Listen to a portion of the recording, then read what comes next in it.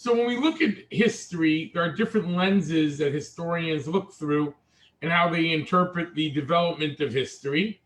We're going to take a traditional viewpoint here. We're going to look at it through the eyes of a few layers. Judaism can be an intellectual history, a history of the sages and prophets and leaders, their works, the history of the Torah, the Talmud. It can be an intellectual history. It can also be a political history, a history of religion. So one of the ways that the Jewish tradition views the history is of what we call the four exiles, the four empires. So our story begins with our forefathers living in the land of Israel. Abraham, Isaac, Jacob, the 12 tribes. They moved down into Egypt because of hunger. And in Egypt, they're enslaved and they leave there as a nation. They receive the Torah and they come up into the land of Israel.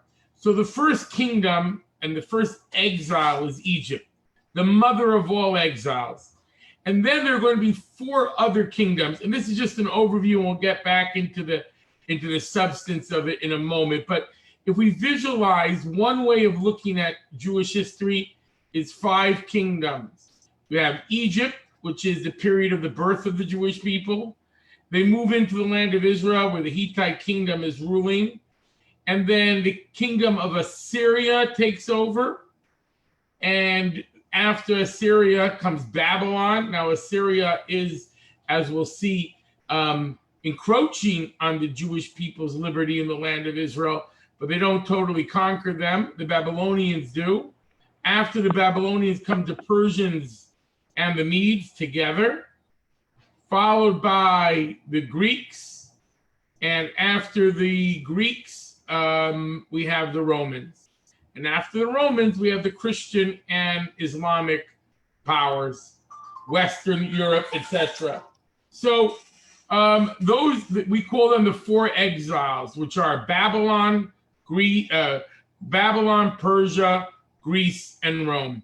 And Rome is this entire period. Now, another model would be in the book of Daniel. There's a vision where Daniel has, the king has a vision and Daniel interprets it, that he sees a statue, and the statue has a head of gold and arms of silver and body of bronze and feet of clay. And he says these represent the different kingdoms that will rise up after you. So the four kingdoms, with the head being Babylon, is seen as the motif for the model of how we look at Jewish history. So the last exile, which we call Rome, which includes also under Christianity and Islam, has been for the last 2,000 years. So we have that split in time. 2000 and 2000 would probably be a helpful way of looking at it. So King David establishes Jerusalem as Israel's capital. His son, King Solomon, builds the first temple. So this is approximately 500 years after they have left Egypt. We have the establishment of the monarchy. And right away, Israel splits into two. King Solomon's death, there's a division. Now, this division goes back to our earliest biblical stories of Joseph and his brothers. Joseph versus Judah, Joseph versus the 10. You have a division, which we speak of all the way until the Messiah comes. There's a division of the 10 tribes, as they'll be called, and of Judah, Benjamin, and the Levites. We all are descendants of the Levites, the Kohanim, and the Judah and Benjamin today, as we will discover. So early on, there's a split, and because of that split, they do become weaker. Now, who are the kingdoms surrounding them? To the south is Egypt. To the north is Assyria. These are the two powers that they're dealing with here. So if you take a look here, Israel's sandwiched between these two powers. Here's Egypt, and here's Assyria, the Assyrian Empire, and they are constantly encroaching. Israel's right in the middle, a bad neighborhood. This is from the beginning. There was a bad neighborhood so to speak, for the Jews. I'm just going to mute everyone if they're not muted. Bear with me for a moment. If I can mute everyone, mute all. Okay, so here we are with a living sandwich between, this is part of the destiny of the Jewish people. They're also in a country, all the other countries, the Fertile Crescent, where you have these great rivers of Euphrates and Tigris rivers, that all these places are able to be fertilized and irrigated based on the rivers. And Egypt has the Nile, the only land dependent on rain in this region, totally dependent, is Israel. Israel from the very beginning was conditioned to be dependent on God for rain. So this is part of it, both a blessing and a dependency, though. So it's one of the physical elements. They're also right in the middle. If you want to conquer Egypt, you want to conquer Syria, Israel's in the way. It takes you to Europe, it takes you to Africa.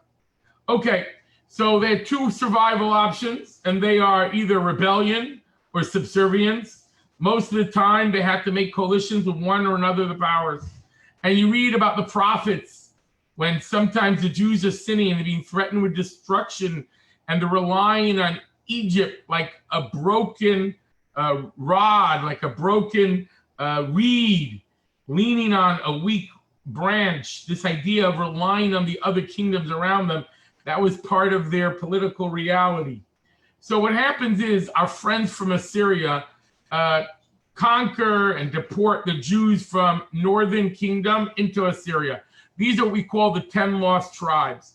And until today, there are different opinions if some of them came back and reassimilated among the Jews, or they're still lost. And this is where the Samaritans come from. The Samaritans were foreigners. The king of Assyria, Sennacherib and others, had a population exchange policy in order to be able to centralize their control over the kingdoms they conquered. So they brought in these Kuthim. Kuthim, also known as Samaritans, or in the Talmud, they were known as the converts because of lions. Because they were attacked by, when they were moved into Israel, they were suffering from attack of different wild animals, lions, and they thought that it must be because they worshiped idols. So they converted without the best intentions, and there was a debate for many years if at any point was it sincere or not, but ultimately they split off, and they were for sure retroactively, in particular, not seen as being fully part of the Jewish people, even if though there were periods when they were more integrated, as we will see. So the Samaritans are this fifth column transplanted foreign by the kings of Assyria. And this was what's fascinating is that you could see in New York in the museum, and for sure in the British Museum, you get to see let me see if I can find this next one, is that Sennacherib is threatening Judah. We'll see this in a moment. It's a famous story that King Hezekiah of Judah, the 10 tribes were already taken away in captivity. The rest of Israel is now being squeezed. And he holds back tribute, and Sennacherib begins to conquer. Hezekiah is this righteous king that many of the prophecies about Messiah was said in his time. So according to tradition, and you can see pretty clear from the text, he could have been the Messiah. Ultimately, he did not fit the bar. He failed in a certain extent, a small extent. But Sennacherib, he's a righteous king. It appears he creates this water source that he tunneled under that they discovered, and they even discovered, as you can see below here, in order to have water in the beleaguered city, they found in ancient Hebrew this inscription that he did. You could walk through that tunnel. I walked through that tunnel. Not too much fun, but it depends on your age, I'm sure. I was taking a bunch of teenagers. But the point, though, is that you can actually see this historic tunnel, the King Hezekiah, ancient history, with his inscription of how it was built.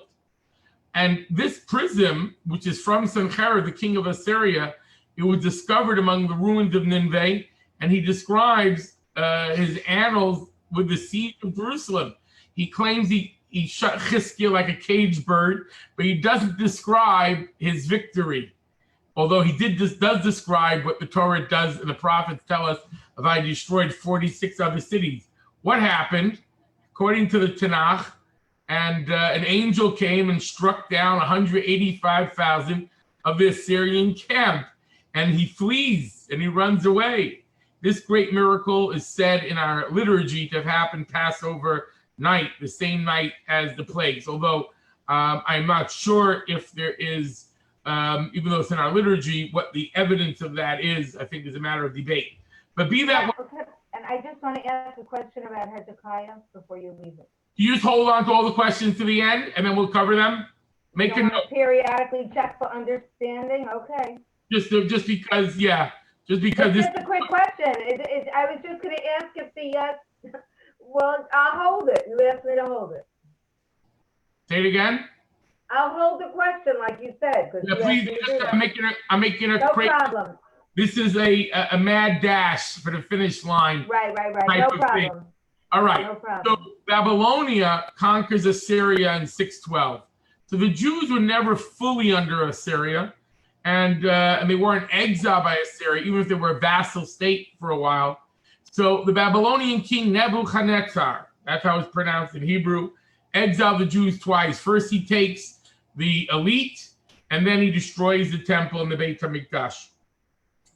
Now, one of the problems of Jewish history has to do with the missing 160 years. Basically, the Persian period in our chronicles, we have 4 major kings.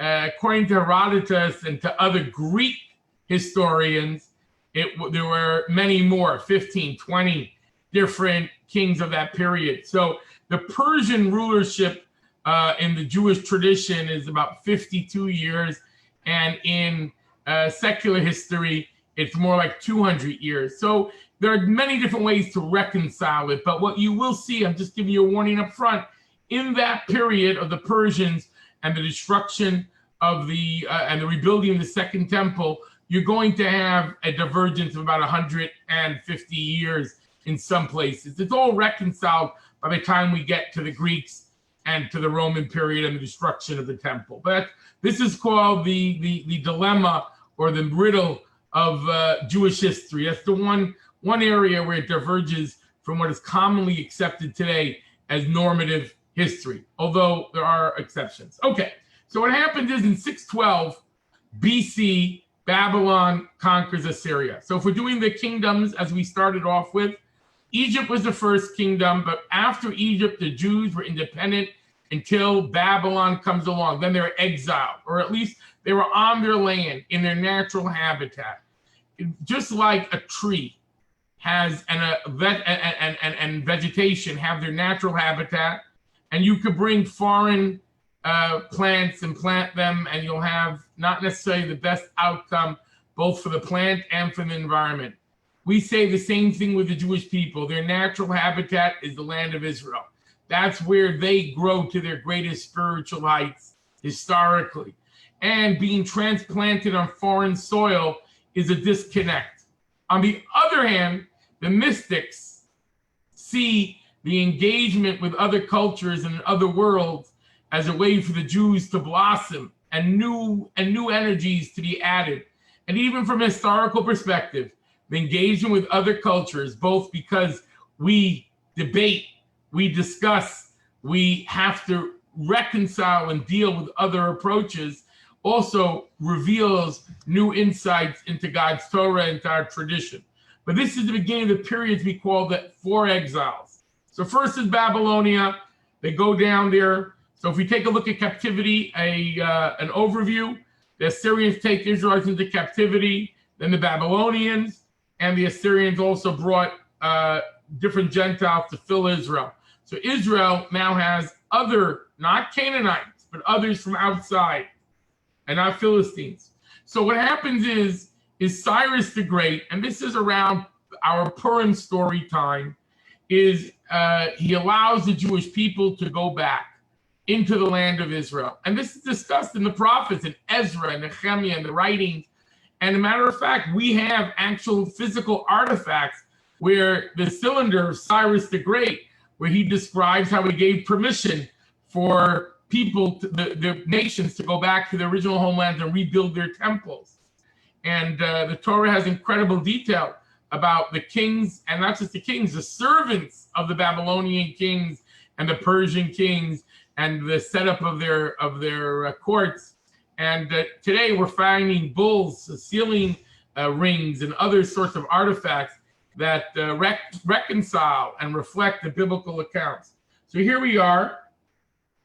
The Persian Empire is a world empire as well, with an incredible postal service. And then the story of Purim happens because Ahasuerus had the ability to wipe out all the Jews in a single day because of the incredible amount of connections and speed of transfer of information that existed in that time. So the Cyrus cylinder is fascinating. He just describes his conquest of Babylon, which was prophesied by Daniel. I'm trying to understand what this is. In Daniel, he prophesies by the writing of the wall with Belshazzar. The famous story of Belshazzar and Daniel seeing the writing of the wall. You can look at Rembrandt's rendition of it in the British Museum. And this writing on the wall is that the Persians are going to conquer you. And Cyrus describes his conquering, and also how he allows the Jewish people to go back, all people to go back and build their temples, which reflects what happened to us. We go back to the land of Israel. He gives back the vessels that have been taken, and a scion of the Davidic dynasty named Zerubavel, he who was planted in Babylon, together with a high priest named Yehoshua. They come back to rebuild the temple. And the word Zerubavel literally means planted in Babylon. And again, going back to the mystical, and I would argue also the historical, that when you take a seed and you plant it in the ground, when it rots and disintegrates and regrows again, the dissolution of the external elements of the seed is what allows it to grow. In a similar fashion, the mystics say, by being planted in Babylon, the Jewish people are able to elevate the sparks of holiness found in every land. And from a historical point of view, they end up where they are able to integrate and elevate and to find the sparks within all these other cultures as well. They begin to build the temple, but there's problems. Our old friends, the Samaritans, who in Jewish tradition are not the good Samaritans, they're always putting stumbling blocks because they had been in the land for 70 years without most of the Jews. And they got very comfortable. And the Jews now were coming back, and they were not happy. So the Samaritans, who are a mix of tribes sent by Sennacherib, they first offered to go together with the Jews and rebuild the temple. But the Jews didn't trust them, and they say, no, we're okay, we're all right. And the Samaritans attempt to disrupt the plans, writing letters to the Persian king, accusing the Jews of disloyalty, and the temple is halted. We still have Samaritans today. Very few, but they're left in the land of Israel, in their communities, and with some of their traditions still intact. They only accepted the 5 books of Moses and the book of Joshua, is what they accepted. Don't forget, they came into the land in the period of the Assyrians. So in the first temple period, the other prophets were not yet written down. So that's all they have, so to speak. Okay, so when they finally are able to finish the temple, and they have the second temple, and this is 70 years after its destruction, like Jeremiah had prophesied, not 70 years after the first exile that had taken place of the elite, but after the destruction. Ezra the scribe is part of this whole business. He gets permission from the Persian king to return to Judea. Now, Ezra is as great as Moses in the Jewish tradition. He rebuilds Jewish life with a motley crew in the land of Israel in the Second Temple period. And this really begins a new epoch for Jews. This is what we call, this period will be the men of the Great Assembly and what we would call the rabbinic period, the period of sages. Because prophecy is beginning to wind down as a mode and means of divine communication. There always will be people of the Spirit. There always will be people who are spiritually sensitive and able to see things others don't. But the words, thus spoke the Lord, Ko Amar Hashem, that type of approach is going to end at the beginning of the Second Temple period. Ezra the scribe begins this rebuilding with Nehemiah, and he separates those who are intermarried, and he brings back a connection to Jewish life. And he creates these big public gatherings where they rededicate themselves. According to tradition, he is the one that institutes reading Torah on Mondays and Thursdays and makes a covenant with the people, as it says that explicitly in the text. And I don't want to say this canonization part because of the prophets. It begins then, and it's his period where there's a canonization of the Tanakh. The Torah was already transmitted from Moses at Mount Sinai and written down before he died 3,300 years ago from now, which is 1,000 years before that. But the Tanakh, the prophets, he is the end of the prophets and the writings, and the canonization of the Bible, of the Tanakh, takes place then. So he's one of the founders of the Great Assembly. We don't know too much about a Great Assembly. We do know Mordecai was part of them, these great sages. Daniel was part of them, although there are different names for them, of those who go up from Babylon to Israel to rededicate the Second Temple and reestablish Jewish life there. And the men of the Great Assembly had existed already in exile, and they instituted certain things in the Second Temple period, which would be helpful for later on when Jews were under foreign rule or even exile from the land. The Jews, when they came to the land of Israel, many of them couldn't speak Hebrew well. So they established the order and content and language of prayer. They decided which books were going to be in and which books would be out of the Tanakh. And they are also the conduit for the oral law. And they also come up with different institutions of laws that they instituted as legislation. And they're like a high court, although there's 120 in the high court. Normally there was 70. And as people died, they weren't replaced. So this is where the Knesset took their idea from, of 120, from this great Knesset Hagadola, which had existed at the beginning of the Second Commonwealth. Okay, so we have Jewish settlements in the Persian Empire. And this is important. Jews were in Babylon earlier than the Arabs were. In other words, we've been in Babylon, Iraq, longer than others. The Jewish life, going back to the first exile of the king of Babylonia, we had Babylon and we had the land of Israel, and also Jews in the Persian Empire. Many lived in Egypt. Although there are issues with moving back to Egypt, there were large communities in Egypt. It's very close, and Egypt ruled Israel, so there's lots of cross-pollination as far as merchants and economy. So the Jewish people had, and we even have, and this is in the Brooklyn Museum, they discovered in Egypt, they have letters about the holidays, about Passover. I mean, it's fragmented and they put it back together again. But they mention Pesach, and this is from 418 BC, where the Jews were in Egypt at the time. They end up getting massacred and wiped out this huge community in a later period, and pretty much decimated. But the Jews and Greeks, now this is the huge encounter of Athens and Jerusalem. And this encounter takes place in the Second Temple period. Our friend Alexander the Great, I say our friend because he allowed the Jews, at a young age, he's conquering the world, and he allows the Jews to keep their religion, and he does not impose idol worship upon them. In other countries that were conquered, the gods of the Greeks made it into the pantheon of the local gods, or took it over, and they were all integrated. But the Jew had one invisible God, and the Greeks initially respected that. So the Jews were happy with Alexander the Great.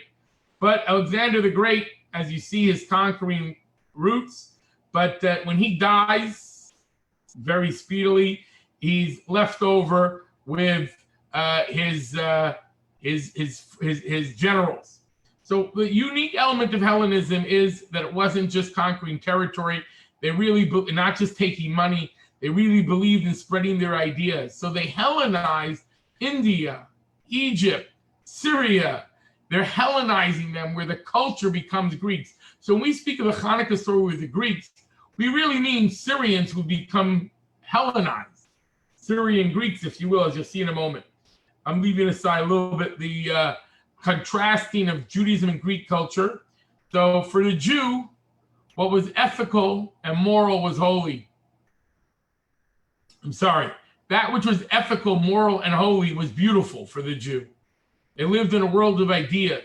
For the Greek, if I could oversimplify for a moment, what was beautiful was godly. If there was external, they saw the external as being a litmus test or an expression, which we don't deny when it's coupled with spiritual beauty. Physical beauty is beautiful, but physical beauty alone, the shell, is a problem. It leads to all sorts of negativity. So there is this element of where the Judaism was focused on the soul, so to speak, separate from the body, and the Greeks did glorify the body. It's an oversimplification, of course, but as far as to make a demarcation line for us. So Alexander the Great is comfortable with us. He dies at age 33, and they divide his kingdom. And the big issue is the Seleucids and the Ptolemaic kingdom. That's for us, because we're stuck in middle. And these are going to be the Hanukkah story, and then we have the Egyptians down here. Ultimately, as we'll see, the Romans show up as well. But the Syrian Greeks and the Egyptian Greeks are where we're sandwiched in between. And they're fighting with each other, and we get caught in middle. Okay, so they inherit Alexander's empire, and this is where we are in the Greek period, about 240 BC. So the Jewish people under the Ptolemaic Empire, they're doing okay. It wasn't forced. The high priest, already from the time of Ezra, was pretty much the leader. The leadership of the courts, of the men of the Great Assembly and the high priest, rather than political leadership, starts in the Second Temple, pretty much because they are still under the Persians when they come there. It's not like they have independence. And when the Greeks take over, they also don't have this full political independence. The whole Second Temple period, they don't really have physical political independence fully, although the Ptolemaic give them autonomy. So what happens, though, is Jews begin to Hellenize, not under force. And the truth is, it's a challenge. It's a sophisticated culture, bringing with it art, sophistication, wealth, power, and there are Jews that are being influenced. But what happened is that the other side of the Greek Empire, the Ptolemaic Empire, goes a little bit too far. What happens, though, this is an important element in Jewish history. I'm just going to check our time to see how much time we have. Yeah, is that the Bible, the Torah, the first 5 books are translated into Greek by 70 sages, and this is called the Septuagint. Whether the Septuagint we have today is the same or not is a matter of debate. For sure, all the later books of the prophets was not part of this original translation. It's a later translation. But because there was a serious Jewish community in Egypt that spoke and thought Greek, and we have philosophers, Jewish philosophers there that didn't necessarily speak to the people in Hebrew. They were writing in Greek. So there are many translations of the Bible that seems to have come about. When I say many, different ones that have come about that we have fragments of. They're not necessarily part of one work. Okay, so what happens here is the Seleucid Dynasty, which is the Assyrian Greeks, take over. Antiochus, our friend, or not really our friend, the famous one from the story of Hanukkah, takes over and begins to persecute the Jews and try to force them to worship idols. You know, the Jewish people were able to, we did not say, give me liberty or give me death. If we would have said that, we'd have been dead a long time ago. The Jewish people didn't have that luxury of when they're a minority in a certain country, say, give me liberty, give me death. They rather say, give me my religion, and I'll put up with a lot of nonsense. So until the enemy began to force idolatry and other types of immoral behavior, I mean, the Syrian Greeks would take the commanders had a right to take every woman from her bridal canopy and rape her. That was part of the rights of the army. I mean, horrific from a Jewish point of view, for sure from a human point of view? Well, it depends on the culture you're in. If you were a Syrian Greek, you thought it was okay.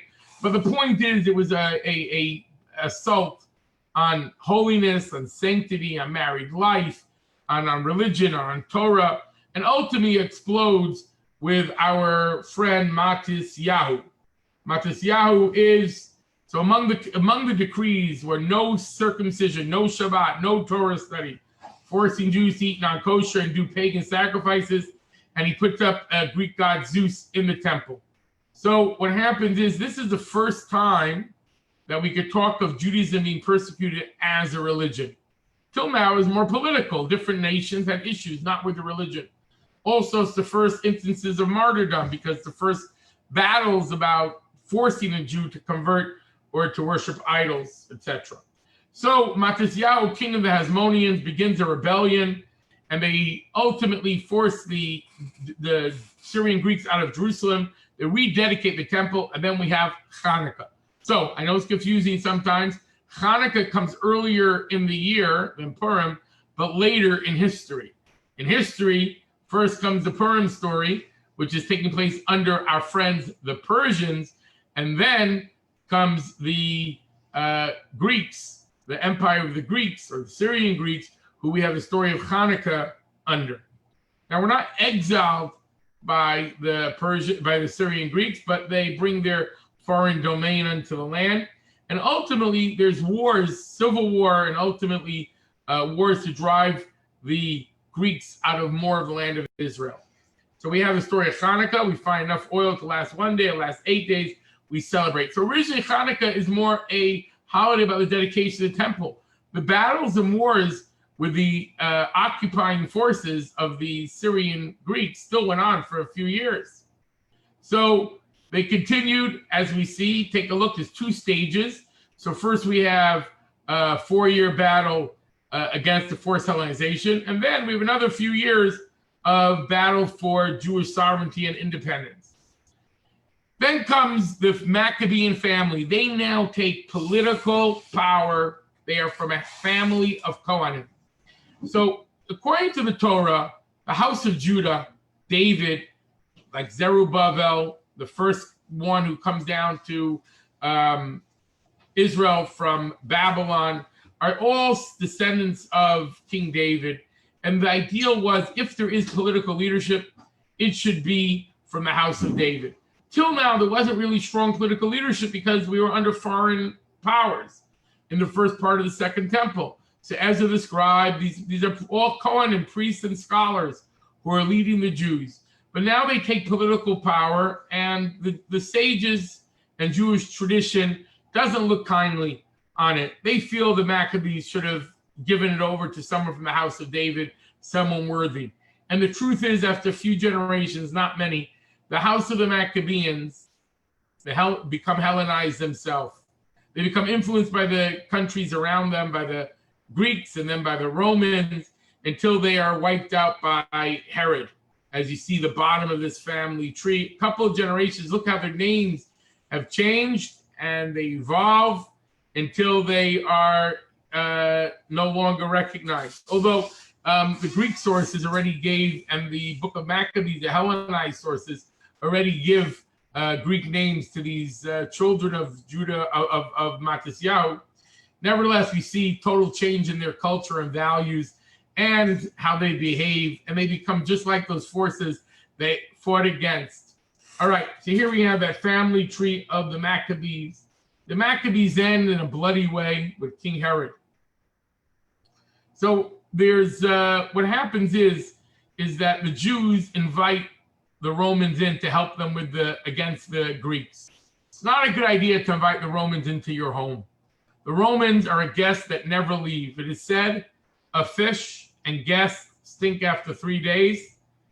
But we're talking about here very unwelcome guests, the Romans, much more than an unwelcome guest you have in your home. They come, they don't leave, and they take power. That's the one thing the Romans were good at, taking power. So first they come in as the referee, and they take order among the Maccabees. Ultimately, they side with a child of a slave, a former slave, Herod. Herod massacres the family, massacres the sages, and takes power. So there was a rebellion in that period, and that's one of the against Rome, but it's quashed, and Herod becomes the ally, if you will, or collaborator, depending on your perspective, with Rome. Herod is not liked. Herod is hated. So his Jewishness is not that simple. He converted in some way. He saw himself as a Jew, and he forcibly marries the last Hasmonean princess, and either she kills herself, or he kills her at some point. Herod was wanting to kill those closest to him, and he's left with none of his children. When she dies, she says, according to tradition, she throws herself off a roof.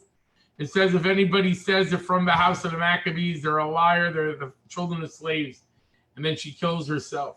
So Herod is violent in the pursuit of his own desires and his glory.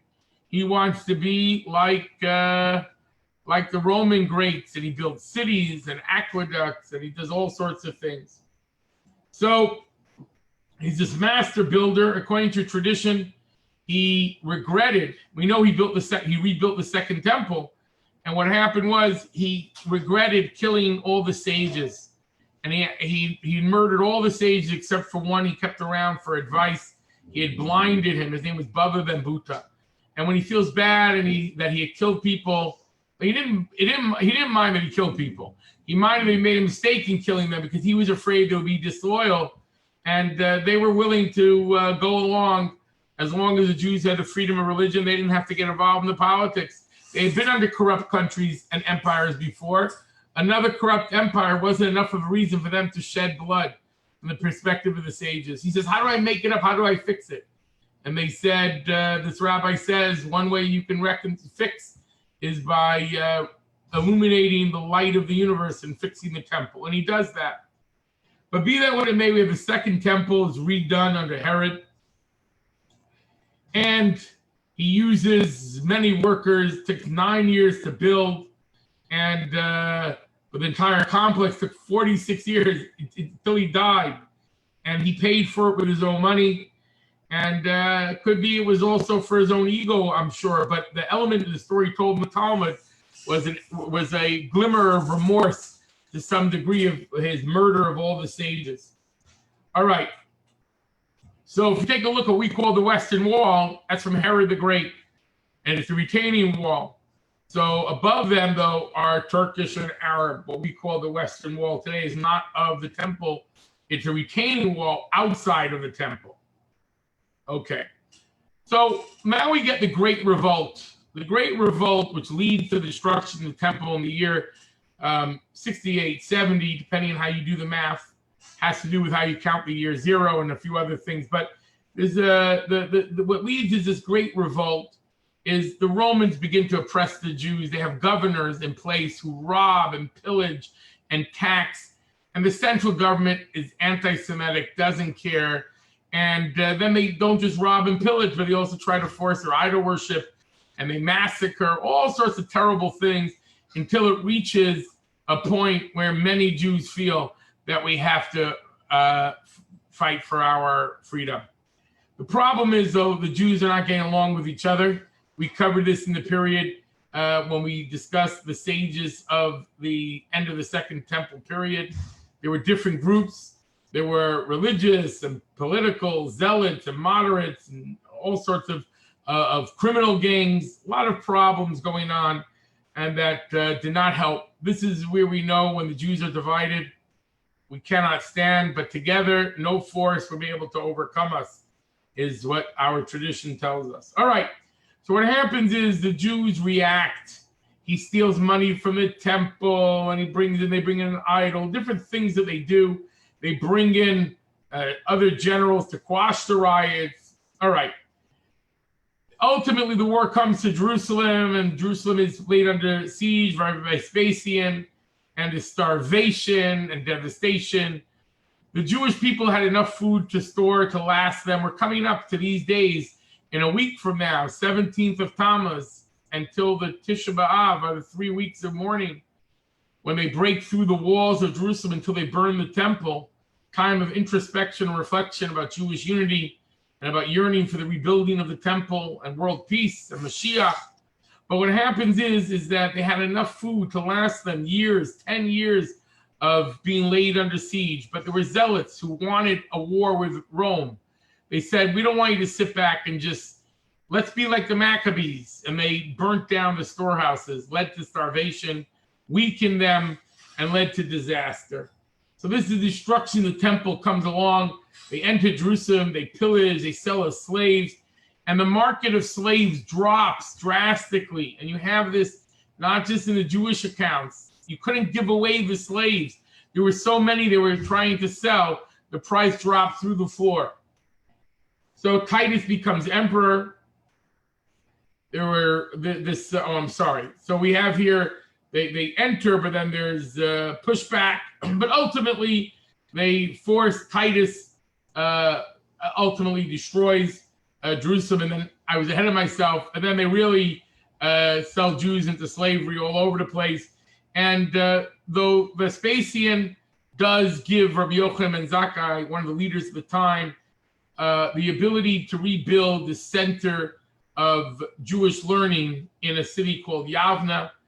And also the family of the Exilarch, who was from the house of David. So, and also for the righteous man, Reb Tzadok, who had been fasting for many years, trying to avert the destruction of the temple. But what you had here was both the political potential. Rabbi Gamliel, who was the Exilarch, was the house of David, somewhat of a quasi-political leader, although he's also one of the sages. Plus you have the sages themselves, the Torah, sages that would be able to carry what we would later call, or others called for us, but it's apt, a portable homeland, which is the oral Torah, that will allow the Jews to be transplanted in foreign places and keep their identity. And this is formulated and will be formulated to a great degree in an organized manner after the destruction of the temple. Okay, so the Arch of Titus, which we see in Rome to this day, celebrates the Roman victory over the Jews, and you see artifacts in the temple. Many were sold into slaves at different numbers that are given, but ultimately the Jews spread through the Roman Empire. In the year 135, there's a revolt. It's about 70 years after the destruction, and there were other reasons for the revolt. Hadrian persecuted the Jews terribly. He began to, again, make it punishable by death to keep the commandments. So the Jews lead a revolt, and they have some success. Many Jews thought Bar Kochba would be the Mashiach. That was not to be.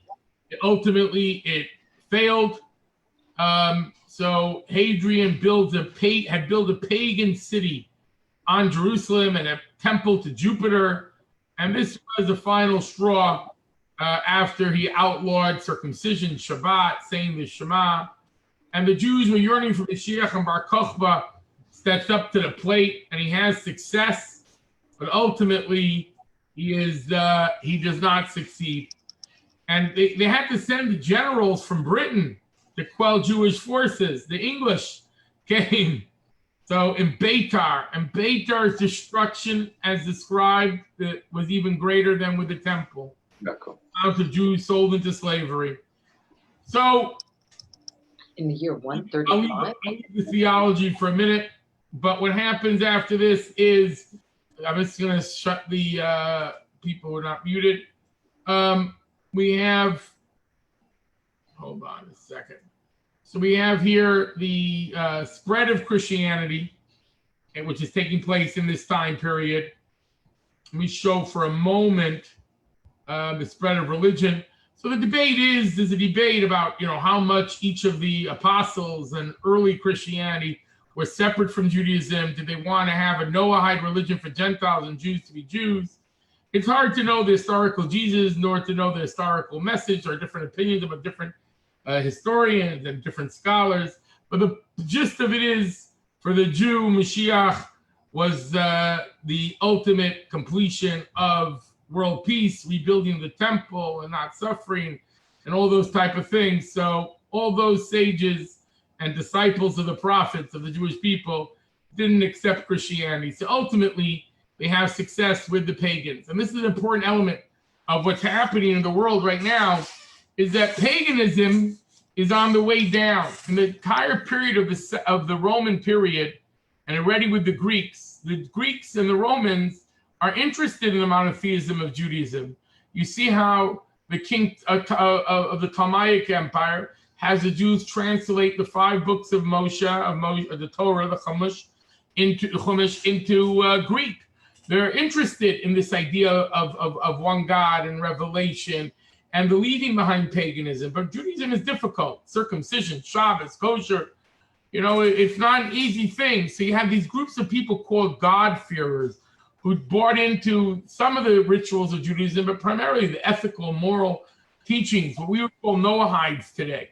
But they also become fertile for, ultimately, when Christianity spreads, the many people who were called God-fearers, or among Roman historians, they say these people have become Jews.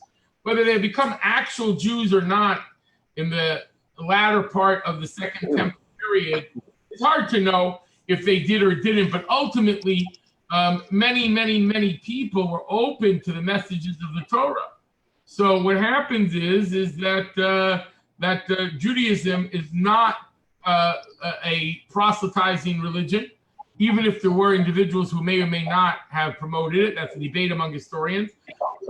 Really, among Jews, they were never promoting the idea of becoming a Jew. So a religion that becomes proselytizing, as we'll see with Islam as well, which spreads itself in a slightly different manner initially.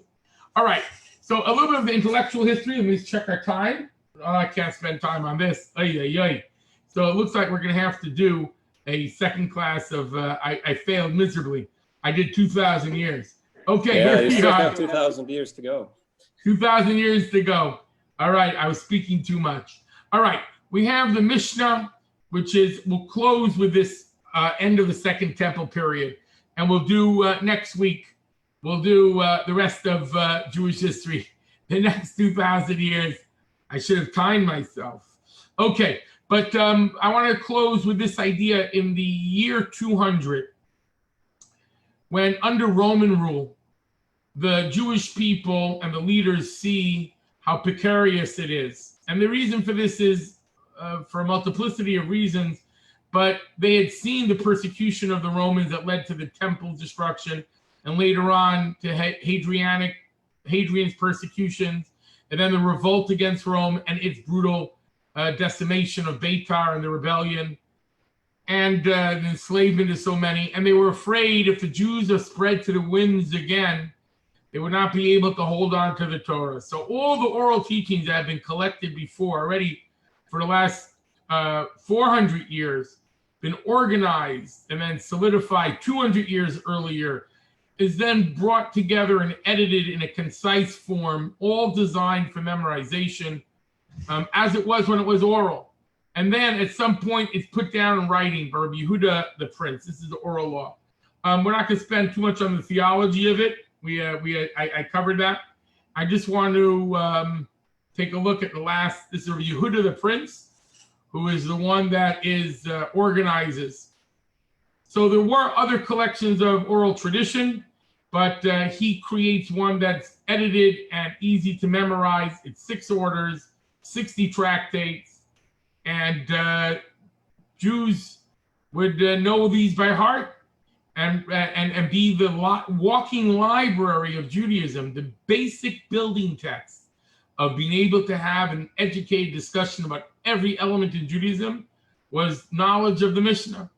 And even to this day, even though you have books, there are many people that memorize Mishnayos by heart. In camp, little kids, hundreds of Mishnahs. They have the words of Torah wherever they go. When you walk in the street, you're supposed to think of the Torah. When you walk on the way, when you lie down, and to have memorized was an ideal. Although today, less of an ideal, we have books. Although the Rebbe did promote every child should at least know 12 basic fundamental biblical verses by heart from the youngest age.